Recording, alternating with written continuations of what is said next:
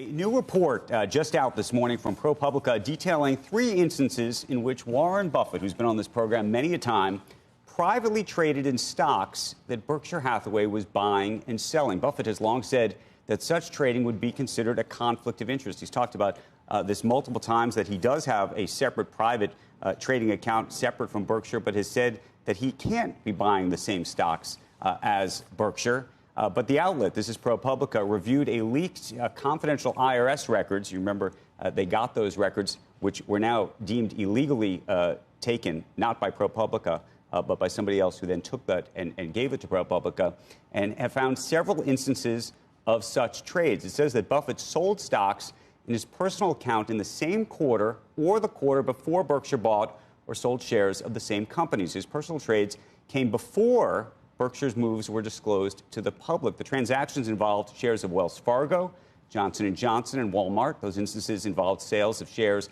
by Buffett. Now, ProPublica said the leaked records did not include securities he bought and held. You can't see shares that would be bought and held. Buffett has not responded to a request from CNBC for comment outside of normal business hours and did not respond to, it appears, to ProPublica's request. It's a unique and strange story. It's an unattractive story, if you will. I've asked him questions during the annual meeting about how he trades personally, and each time he said specifically, I don't buy shares that the company buys. In fact, there was a period of time where he would say, you know, Berkshire owns Wells Fargo and I own JP Morgan. Right, because that was his second choice. Because that's my second choice. So it's hard to know what's going on here. You don't get a full picture. Obviously, there's the other piece, which is that his taxes were stolen, which is its own other story. Right. But, you know, you remember back with the David Sokol piece. Right. It does not appear that he's, you know, front-running or involved in some kind of insider trading per se, or that, by the way, any of the trades were, you know, perfectly timed in some way to make some kind of massive profit. And on a relative basis to his entire fortune, it's de minimis. Having said that, he is somebody who has preached a certain type of ethic, a certain type of integrity around stock shares, around how everybody's supposed to behave. And it is surprising to see that he owned shares, for example, Johnson & Johnson, at the same time that the company did.